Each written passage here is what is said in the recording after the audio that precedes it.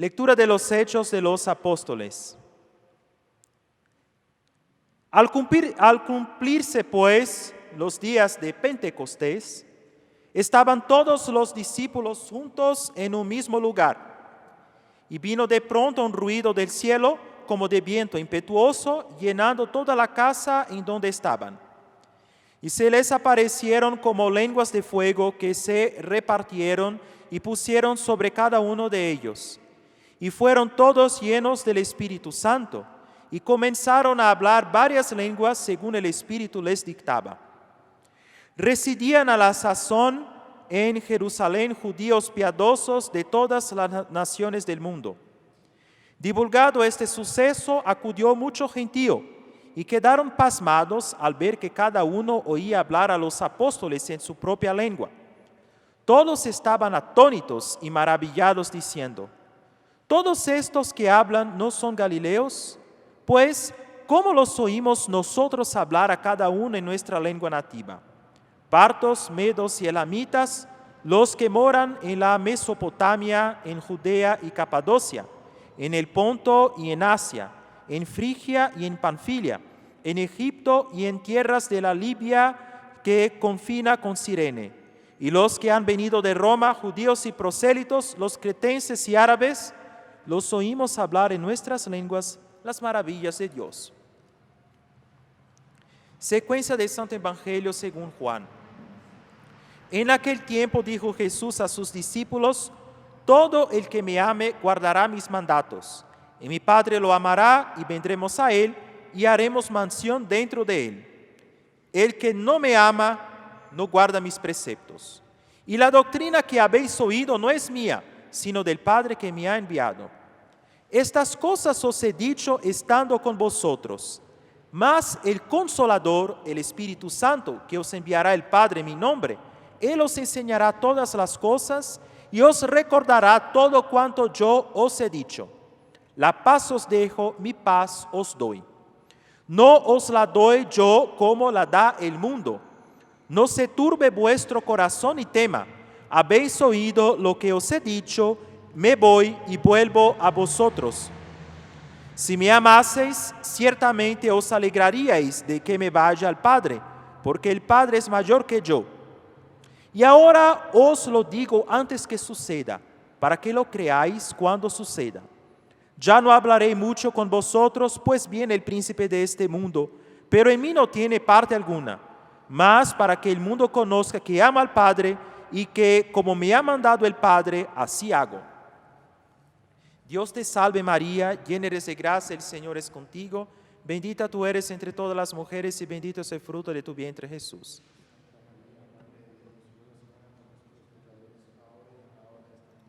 En el nombre del Padre, del Hijo y del Espíritu Santo. Amén. Queridos hermanos, en nuestro Señor Jesucristo, hoy celebramos esta gran fiesta que es la fiesta de Pentecostés, del nombre griego 50, como 50 días después de haber celebrado la fiesta de Pascua. Esa fiesta ya era celebrada por los antiguos en el Antiguo Testamento, antes de la venida del Señor, y era como la fiesta de la cosecha, ¿no?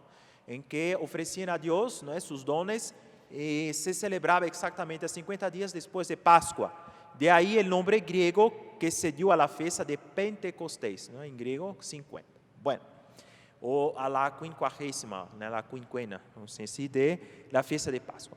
Bueno, pero para nosotros cristianos esta fiesta se quedó como siendo el día de la venida del Espíritu Santo, ¿no? En Pascua celebramos la resurrección del Señor y hoy celebramos la venida del Espíritu Santo y al mismo tiempo la fundación de la iglesia. Bueno, el Señor de hecho ya la había fundado antes o dejado, como decir así, el testamento de la iglesia o la constitución de la iglesia o lo que es la iglesia ya le había establecido antes. Pero el Espíritu Santo viene a dar esa forma que es la iglesia. Cuando hablamos de iglesia, hay dos términos que son esenciales para que podamos comprender lo que es. Bueno, de cierto modo la iglesia es un misterio, No comprendemos con profundidad lo que es, pero podemos entender algo. Y para entender algo de la iglesia son necesarios dos términos. El primer término es la iglesia como institución, como una sociedad visible. Y de ahí el término pueblo de Dios se emplea, ¿no? Porque la iglesia es una institución visible, no es una comunión pura y simplemente de miembros que creen así, pero que nada tiene que ver con una visibilidad, con una sociedad, con una institución. Era lo que decían los reformadores protestantes, ¿no? La iglesia es nada más, es invisible, ellos decían, ¿no? Y dicen todavía hoy los protestantes. Es algo invisible, ¿no? Son todos los que creen juntos así, unidos. ¿No? Todo lo que hay de visible es puramente humano, ¿no? Entonces, primer error sobre la iglesia. Nuestro Señor estableció su iglesia como sociedad visible. Esa sociedad tiene un gobierno oficial, como Él dejó con los apóstoles y los que van a sucederlo. Los que van a suceder San Pedro como príncipe de los apóstoles, el Papa y los obispos, los sacerdotes que colaboran con Él, hacen parte de la jerarquía de la iglesia. Así el Señor la instituyó, ¿verdad? Es una sociedad visible que aquí en este mundo podemos incluso contar la cantidad de miembros. Así como podemos contar la cantidad de miembros de un país, ¿cuántos mexicanos hay hoy en el mundo? ¿Cuántos alemanes? ¿Cuántos españoles? ¿No? ¿Cuántos australianos? Podemos contar la cantidad de miembros. Podemos contar la cantidad de católicos que hay en el mundo, la cantidad de personas bautizadas, ¿no? Es una sociedad que es visible, ¿verdad? Pero si nos paramos nada más en la cuestión de sociedad visible, vamos también a cometer otro error. Sería de reducir la iglesia a una pura institución humana, como el gobierno de un país, como una empresa, no sé, una institución puramente humana. Pues, si hacemos parte aquí en el mundo de una sociedad que es visible, los miembros de esta iglesia están conectados, vinculados con un vínculo que es invisible. Lo que nos une es la gracia de Dios y es algo que no podemos ver. La sociedad entonces de la iglesia como algo místico es el cuerpo de Cristo, de lo cual Cristo es la cabeza. Entonces, para que no reduzcamos la iglesia aquí en este mundo a una sociedad puramente visible, tenemos que afirmar que la iglesia, además de pueblo de Dios, es el cuerpo místico de Cristo. Cristo es su cabeza y todos los miembros, como los miembros de un cuerpo, están conectados, vinculados, y ese vínculo es la gracia de Dios. Esa gracia que recibimos en nuestro bautismo, esa gracia que nos viene por el Espíritu Santo, cuya fiesta celebramos hoy. El Espíritu Santo vino sobre los apóstoles y también sobre los discípulos y dio así, con su presencia, la forma de la iglesia.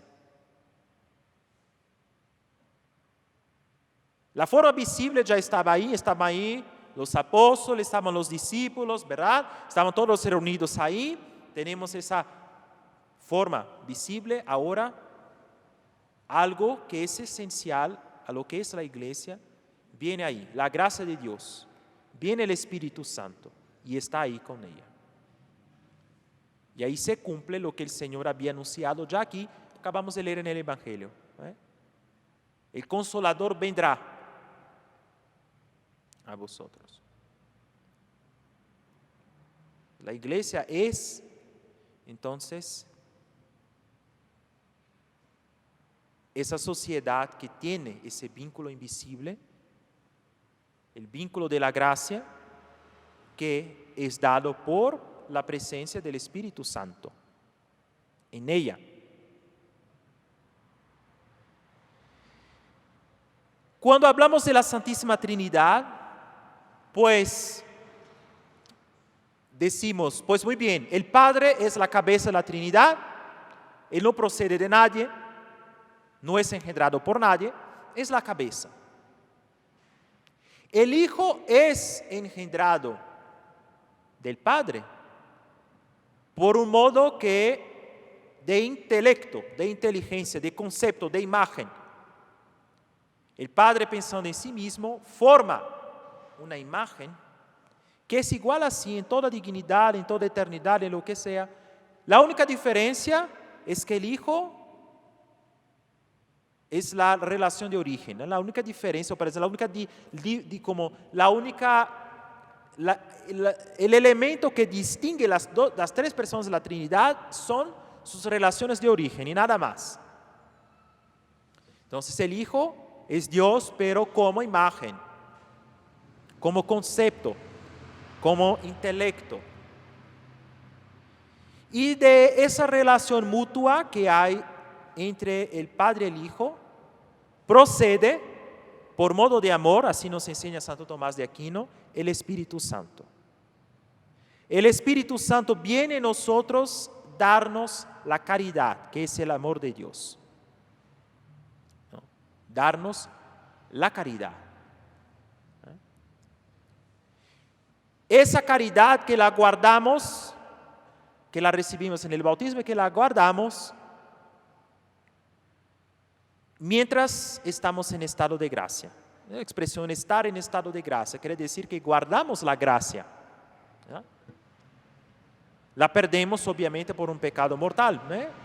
Pero no tenemos que desesperarnos porque el Señor nos dio la segunda plancha de la salvación, como decían los antiguos, el sacramento de la penitencia, la oportunidad de tener de nuevo la gracia.